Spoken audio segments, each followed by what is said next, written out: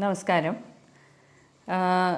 ഇന്ന് നമ്മൾ ഈയിടെയായിട്ട് ചർച്ചയിലുണ്ടായിരുന്ന ഒരു വിഷയമാണ് ചിക്കൻ പോക്സ്. ചിക്കൻ പോക്സ് ഒരു സീരിയസ് ആയിട്ടുള്ള അസുഖമാവാമോ? ഒരു ചെറുപ്പക്കാരൻ്റെ മരണകാരണമായി ചിക്കൻ പോക്സ് അതെങ്ങനെ എന്നുള്ള ചോദ്യം പലയിടത്തുനിന്നും ഉന്നയിക്കപ്പെട്ടു. അപ്പോൾ ഈ ചിക്കൻ പോക്സ് എന്താണ് എന്ന് നമുക്ക് നോക്കാം. ഇതൊരു വൈറസ് ബാധയാണ്. നമുക്കറിയാം, വളരെ സർവ്വസാധാരണമായിട്ട് കാലാകാലങ്ങളായിട്ടുള്ള അസുഖമാണ്. ദൈവത്തിൻ്റെ കോപം എന്നുള്ളത് മുതൽ പതുക്കെ പതുക്കെ നമ്മൾ അതിനെ പഠിച്ച് ഇതൊരു വൈറസ് രോഗമാണ് എന്നുള്ളിടം വരെ നമ്മുടെ ശാസ്ത്രീയമായിട്ടുള്ള അറിവുകൾ പ്രോഗ്രസ് ചെയ്തു. പക്ഷേ എന്നിട്ടും ചിക്കൻ പോക്സ് കൊണ്ട് ഒരു മരണം ഇക്കാലത്ത് സംഭവിച്ചു എന്നുള്ളത് വളരെ ദുഃഖകരം തന്നെയാണ്. ചിക്കൻ പോക്സിൻ്റെ സാധാരണയുള്ള ഒരു രീതി എടുക്കുകയാണെങ്കിൽ, ഒരു വൈറസ് നമുക്ക് മറ്റൊരാളിൽ നിന്ന് പകർന്നു കിട്ടാറുണ്ട്. അതൊന്നെങ്കിൽ ശ്വാസോച്ഛ്വാസത്തിൽ നിന്നുള്ള ഡ്രോപ്ലെറ്റ്സ് കൊണ്ട്, എയറോസോൾ എന്ന് പറയും അതിന്, ചെറിയ കണികകൾ, വായുവിൽ നിന്ന് വരുന്ന ചെറിയ കണികകളിൽ നിന്നും കിട്ടാറുണ്ട്. അല്ലെങ്കിൽ ഈ ചിക്കൻ പോക്സ് വന്ന വ്യക്തിയുടെ വെസിക്കിൾസിൽ, അല്ലെങ്കിൽ ആ വരുന്ന ദേഹത്ത് പൊങ്ങുന്ന കുമിളകളിൽ നിന്ന് പടരാറുണ്ട്. ആദ്യത്തെ ഒരു 2-3 ദിവസം സാധാരണ ഏത് പനിയും പോലെ തന്നെ ശക്തമായ പനി, തലവേദന, അല്ലെ ഛർദി, ഇത്തരം ലക്ഷണങ്ങളായിരിക്കും കാണുക. എന്നിട്ട് പതുക്കെ ഈ കുമിളകൾ രൂപപ്പെടുകയാണ് ചെയ്യുന്നത്. അത് സാധാരണയായിട്ട് ട്രങ്ക്, നമ്മുടെ ഉടലിൻ്റെ ഭാഗത്താണ് ആദ്യമായിട്ട് വരിക. എന്നിട്ട് കൈകാലുകളിലേക്ക് വ്യാപിക്കാം, തലയിലോട്ട് ഉണ്ടാവാം, അങ്ങനെയൊക്കെ ഉണ്ടാവാം. അപ്പോൾ ഈ വ്യാപനത്തിൻ്റെ രീതിയും ഇങ്ങനെയാണ്. സെൻറ്ററിൽ നിന്ന് ഏകദേശം ഉടലിൻ്റെ ഭാഗത്ത് നിന്ന് പെരിഫറിയിലേക്ക്, അതായത് കൈകാലുകളിലേക്ക് ഒക്കെ അത് വ്യാപിക്കുന്ന ഒരു രീതിയാണ് കാണുന്നത്. അപ്പോൾ ഈ ചിക്കൻ പോക്സ് ഏകദേശം ഒരു 14 മുതൽ 20 ദിവസം വരെ നീണ്ടു നിൽക്കാറുണ്ട്. ഈ കുമിളകൾ തന്നെ രൂപപ്പെടുമ്പോൾ എല്ലാം ഒരേ രീതിയിലുള്ള കുമിളകൾ ആയിരിക്കില്ല. ചിലപ്പം വെള്ളം നിറഞ്ഞ കുമിളകളായിരിക്കും, ചില കുമിളകൾ ചൊട്ടിപ്പോകും, അപ്പോഴേക്കും വേറെ ചിലത് പുതിയത് ആയിട്ട് പൊങ്ങി വരാറുണ്ട്. അപ്പോൾ നമ്മൾ പറയുന്നത് ഈ കുമിളകൾ പല പല ഏജിലുള്ള, അല്ലെങ്കിൽ പല പല പ്രായത്തിലുള്ള കുമിളകളായിരിക്കും ദേഹത്താസകലം പ്രത്യക്ഷപ്പെടുന്നത്. ഇതിന് നമുക്ക് ഈ കുമിളകളിൽ നിന്ന് എടുത്ത വൈറസിൻ്റെ PCR ടെസ്റ്റ് പരിശോധിക്കാം. പക്ഷേ അതിൻ്റെ ഒന്നും ആവശ്യം വരാറില്ല. സാധാരണഗതിയിൽ ഒരു സ്ഥിരമായി ചികിത്സിക്കുന്ന ഒരു ഡോക്ടറിന് ഈ കുമിളകൾ കാണുമ്പോൾ മനസ്സിലാക്കാവുന്നതേ ഉള്ളൂ. അതുകൊണ്ട് ഇന്നൊരു പ്രത്യേക ടെസ്റ്റുകളൊന്നും നമ്മൾ ചെയ്യേണ്ടി വരാറില്ല. പക്ഷേ ഒരു ആശങ്കയുണ്ട്, അല്ലെങ്കിൽ ഒരു സംശയമുണ്ട്, കുമിളകളുടെ രീതിക്കൊരു വ്യത്യാസമുണ്ട് ഒക്കെ ആണെങ്കിൽ നമുക്ക് വേണമെങ്കിൽ ഒരു PCR പരിശോധന ഇതിൽ നിന്ന് എടുത്ത് ചെയ്യാവുന്നതാണ്.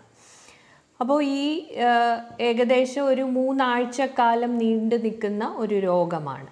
പിന്നെ സാധാരണയായിട്ട് ചോദിക്കാറുള്ളത് ഇതെന്നാണ് പടരുന്നത് എന്നുള്ളത്.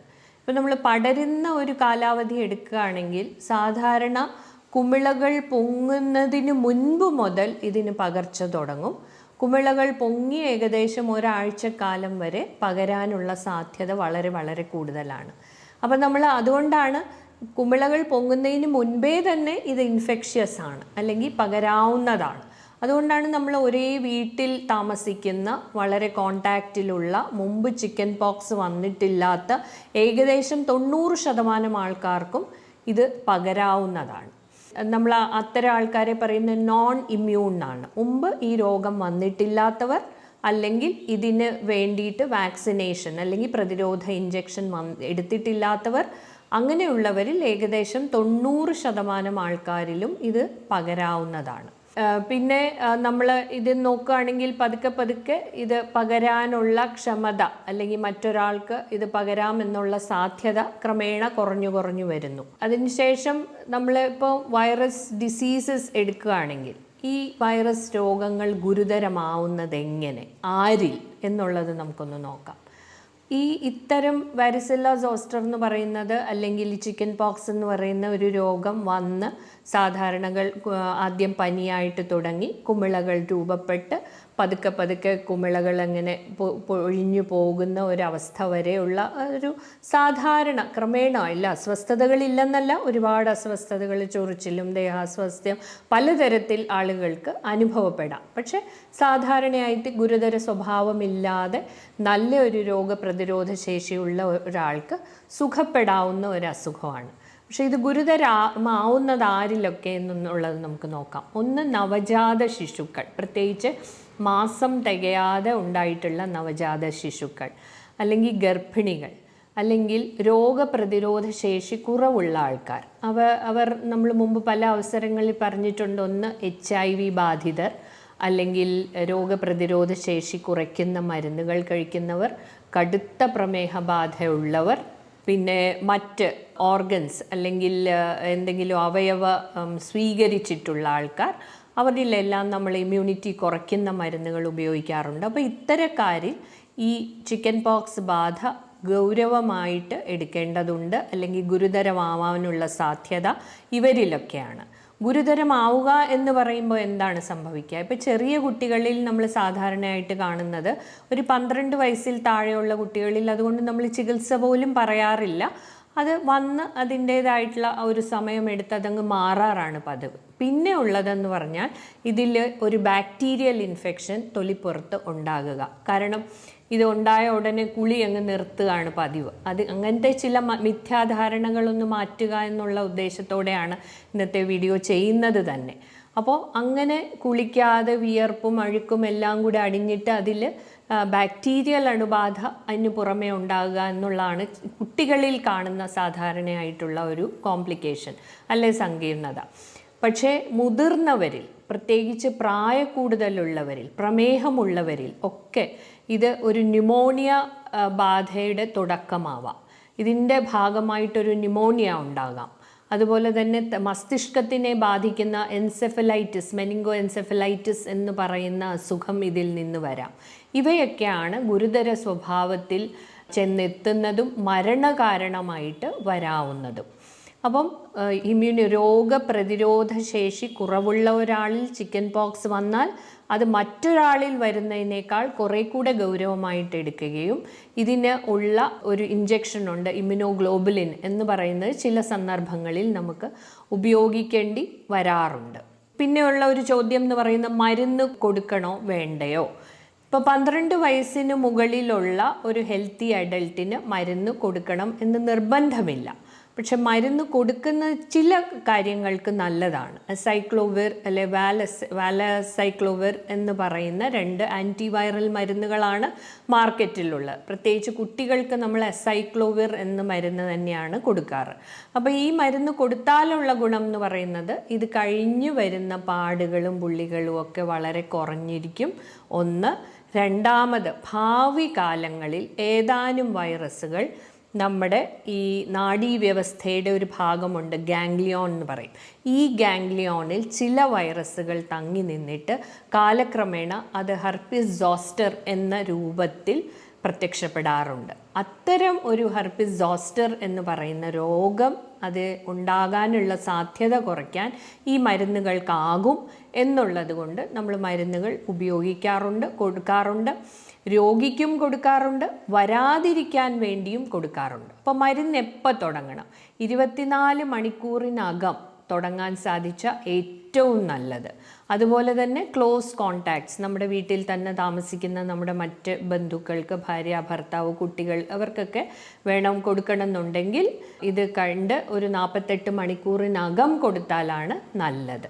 അതുപോലെ തന്നെ പ്രതിരോധ ഇഞ്ചക്ഷനുമുണ്ട്. അത് നമ്മൾ കാണാറുണ്ട്. ഇപ്പോഴാണെങ്കിൽ കുട്ടികളെ നമ്മൾ ഹോസ്റ്റലിൽ വിടുന്നതിന് മുമ്പ് പല ഇൻസ്റ്റിറ്റ്യൂഷൻസും ചിക്കൻ പോക്സ് വാക്സിൻ എടുത്തിട്ട് വരാൻ പറയാറുണ്ട്. കാരണം പലപ്പോഴും നമുക്കറിയാം, വന്നാൽ ഒരു ക്ലാസ്സോടെ എല്ലാവർക്കും വരും. ഒരു ഹോസ്റ്റൽ അടച്ചുപൂട്ടേണ്ട ഒരു ആവശ്യം തന്നെ ചില സന്ദർഭങ്ങളിൽ വരാറുണ്ട് ഈ ചിക്കൻ പോക്സ് ബാധ കൊണ്ട്.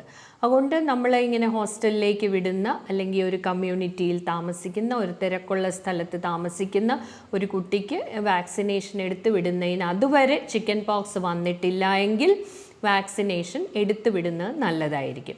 ഒരു തവണ ചിക്കൻ പോക്സ് വന്നാൽ പിന്നീട് രണ്ടാമത് വരിക എന്ന് പറയുന്നത് വളരെ വളരെ റെയറാണ്. തീരെ ഇല്ല എന്ന് പറയാൻ പറ്റില്ല, പക്ഷെ വളരെ സാധ്യത കുറവുള്ള ഒരു സംഗതിയാണ്. അത്രമാത്രം ഒരാളിൻ്റെ രോഗപ്രതിരോധ ശേഷി കുറയുകയാണെങ്കിൽ മാത്രമേ രണ്ടാമതൊരു തവണ ചിക്കൻ പോക്സ് വരികയുള്ളൂ. ഇപ്പോൾ ഈ വാക്സിനേഷൻ എന്ന് പറഞ്ഞു, നമ്മുടെ പ്രതിരോധ ഇഞ്ചക്ഷൻ എടുത്തു കഴിഞ്ഞ് കുറേ ആഴ്ചകൾ കഴിഞ്ഞ് ചിലർക്ക് ഒരു mild form of chicken pox വരാറുണ്ട്. അത് അഥവാ വന്നാൽ തന്നെ നമ്മൾ പേടിക്കേണ്ടതായിട്ടില്ല. ഇനി ഇതിൻ്റെ അനുബന്ധമായിട്ടുള്ള ചില മിഥ്യാധാരണകൾ പറയാം. ആദ്യമായിട്ട് ചിക്കൻ പോക്സ് വന്നു കഴിയുമ്പോൾ എല്ലാവരും കുളി അങ്ങ് നിർത്തും. കുളിച്ചാൽ എന്തോ പ്രശ്നമാണ്, പനി വന്നാൽ കുളിക്കരുതെന്ന് പരക്കെയുള്ള ഒരു ധാരണയുണ്ട്. രണ്ടാമത് എങ്ങനെയോ പരന്നിരിക്കുന്ന ഒരു കിംവദന്തിയാണ് ഇതിന് ഉപ്പ് പാടെ അങ്ങ് നിർത്താറ് പതിവുണ്ട്. ആഹാരത്തിലൊരു പല പല വിധത്തിലുള്ള പഥ്യങ്ങൾ ആളുകൾ പരസ്പരം അങ്ങോട്ടും ഇങ്ങോട്ടും ഒക്കെ പറഞ്ഞ് അത് എഴുതപ്പെടാത്ത ഒരു നിയമമായി മാറിയിരിക്കുകയാണ്. അപ്പം അങ്ങനത്തെ കുറേ പഥ്യങ്ങൾ, ഇങ്ങനത്തെ പ്രശ്നങ്ങളൊക്കെ ആവുമ്പോഴേക്കും സാധാരണ സംഭവിക്കുന്ന എന്താണെന്ന് വെച്ചാൽ ആഹാരക്കുറവ് കൊണ്ട് രോഗപ്രതിരോധ ശേഷി വീണ്ടും മോശപ്പെടുന്നു. ശരിക്കും ഉപ്പ് കഴിക്കാത്തത് കൊണ്ട് സോഡിയം കുറയുന്ന ചില പ്രശ്നങ്ങൾ ഉണ്ടാകുന്നു. അത് ചിലപ്പോൾ മസ്തിഷ്കത്തിനെ ബാധിക്കാം, ജന്യ ഉണ്ടാകാം, കോമയിലേക്ക് തന്നെ ആളിനെ നയിക്കാം.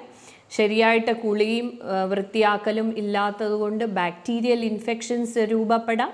ഇത്തരം പല പ്രശ്നങ്ങളും നമ്മുടെ ഇത്തരം മിഥ്യാധാരണകളിലൂടെയാണ് വരുന്നത്. അപ്പം ഇത്തരം വിചാരങ്ങളെല്ലാം മാറ്റിവെച്ചുകൊണ്ട് ഇതിനൊരു ശാസ്ത്രീയമായ സമീപനമാണ് നമുക്ക് നല്ലത്. സാധാരണ ആഹാരം കഴിക്കാൻ, ദഹിക്കാൻ എളുപ്പമുള്ള വീട്ടിൽ പാകം ചെയ്ത ശുദ്ധമായ വെള്ളവും ആഹാരവും കഴിക്കുന്നതിന് യാതൊരു തടസ്സവുമില്ല. ഉപ്പ് ഉപയോഗിക്കാം. രോഗാവസ്ഥകളിൽ ഉപ്പ് നിർത്തുക എന്ന് പറയുന്നത് വളരെ ഡെട്രിമെൻ്റലാണ്. അത് ചെയ്തുകൂടാത്ത ഒരു കാര്യമാണ്. അതുപോലെ തന്നെ ദൈനംദിനം കുളിക്കുന്നതിന് തെറ്റില്ല. ചിലർ മഞ്ഞളും വേപ്പിലയൊക്കെ ഇട്ട് കുളിക്കാറുണ്ട്. അതിനൊന്നും തെറ്റ് പറയാനില്ല. അവയൊക്കെ നാച്ചുറൽ ആൻറ്റിസെപ്റ്റിക്സ് എന്ന് നമുക്ക് വിചാരിക്കാം.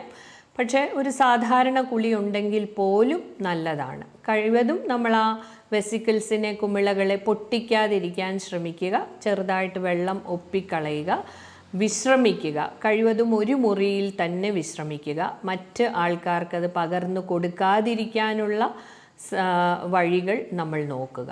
അപ്പോൾ ഇത്തരത്തിൽ വളരെ നിസ്സാരമായിട്ട് നമ്മൾ കരുതുന്ന, അല്ലെ ചെറുപ്പക്കാരിലും രോഗപ്രതിരോധ ശേഷി നോർമലായിട്ടും ഉള്ളവരിൽ നിസ്സാരമായിട്ട് വന്ന ഒരു 2-3 ആഴ്ച കൊണ്ട് മാറിപ്പോകുന്ന ഒരു രോഗം നമ്മളത് തീവ്രമാക്കി ഒരു വ്യക്തിക്ക് മരണകാരണമാകുക എന്ന് പറയുന്നത് സത്യത്തിൽ നമുക്ക് നാണക്കേട്, ശാസ്ത്രലോകത്തിന്, വൈദ്യലോകത്തിന് തന്നെ നാണക്കേടുള്ള ഒരു കാര്യമാണ്. അപ്പോൾ ഇതിനെക്കുറിച്ച് കൃത്യമായി മനസ്സിലാക്കിയിരിക്കുക. ഇനിയൊരവസരത്തിൽ ഹെർപ്പിസ് സോസ്റ്റർ എന്ന് പറയുന്ന ഞാൻ പറഞ്ഞു കുറച്ച് ചിക്കൻ പോക്സിൻ്റെ അണുക്കൾ ബാക്കി നിൽക്കുമ്പോൾ ഒരു ഞരമ്പിനെ, ഒരു നെർവിനെ കേന്ദ്രീകരിച്ച് വരുന്ന ഒരു അസുഖമാണ്. അതിനെക്കുറിച്ച് പിന്നീട് ഒരു അവസരത്തിൽ നമുക്ക് സംസാരിക്കാം. ചിക്കൻ പോക്സിനെ കുറിച്ചുള്ള കുറേയെങ്കിലും മിഥ്യാധാരണകൾ ഇതോടെ മാറി കിട്ടിയിരിക്കും എന്ന് ഞാൻ വിശ്വസിക്കുന്നു. നന്ദി.